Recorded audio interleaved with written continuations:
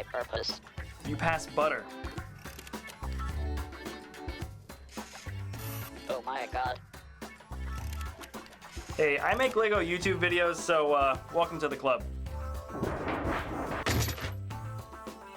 Alright, so here it is in Lego form. This is the Pass Butter robot from the show Rick and Morty. This guy isn't much of a character in the show, but though his time was very brief, right in the beginning of one of the first season episodes, that short exchange he has with Rick right before the intro sequence has really stuck with fans. What is my purpose? You pass butter. Oh my god. Yeah, welcome to the club, pal. And even if you do a quick Google search of Pass Butter, you can see fans have created and recreated this guy in just all kinds of mediums.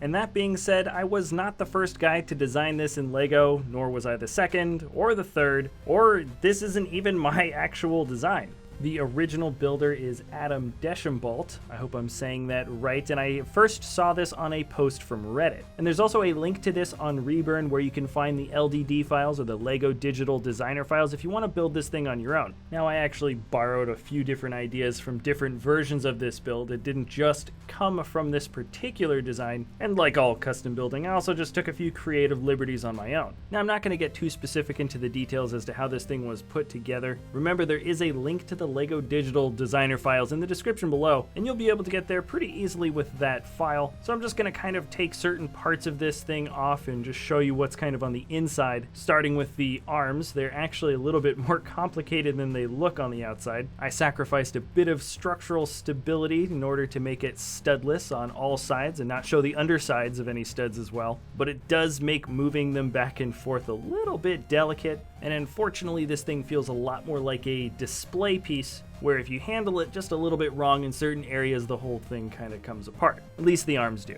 Now, granted, everything else on this build pretty much stays in place, but because I decided to increase the height of this bot compared to the original design, it has become significantly more top-heavy, which means you have to be a bit careful when moving his ratcheted joints around. He still has plenty of mobility, but one notch too far in either direction will result on him doing some sort of faceplant or something. Fortunately, when he does topple over, not much breaks off of him. Like I said, his arms are pretty weak, but the head is actually very, very solid. The build for the eye is really simple, and because there's no hose piece in red, that wire on the top of his head is just a bendable crosspiece. Once again, this is Adam Deschambault's design, but I did decide to go just a little bit further and create some actual butter for him to pass. If that is indeed his only purpose, it would be a shame not to include it. Now, I kind of built the tray pretty quickly. I wish I had all the parts for it in white. That would have contrasted a lot better with the robot and just been a little bit more accurate. But all I really wanted to do was to be able to pose the robot in a position like this. He's not actually holding onto the tray of the butter, it's just resting on his body, but it looks close enough.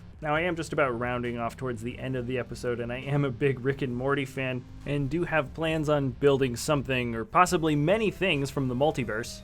These are just a few potential ideas for future projects, but if you have any ideas at all from Rick and Morty, please let me know. I'm confident in saying that hardly any references or characters or items from the show are going to go over my head.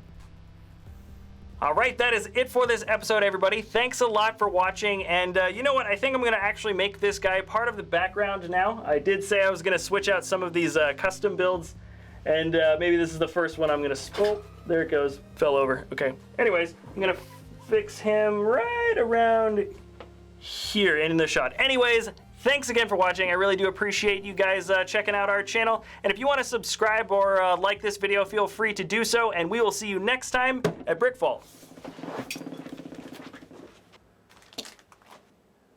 Hey, Josh Rowland or Dan Harmon, whoever's in charge of that sort of thing, send me free stuff.